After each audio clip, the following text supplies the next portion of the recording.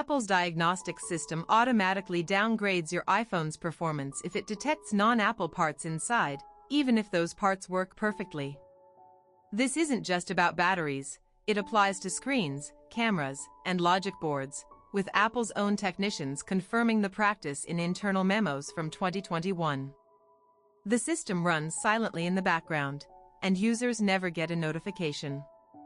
Your phone simply becomes slower, dimmer, or less responsive until you pay Apple's authorized service fee, sometimes 3x what independent repair shops charge for identical fixes.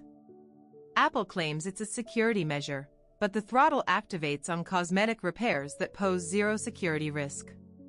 This explains why your fixed iPhone never feels the same after third-party repair. Apple has locked you into their ecosystem so completely that even fixing your own device triggers punishment. If you've noticed your phone degrading after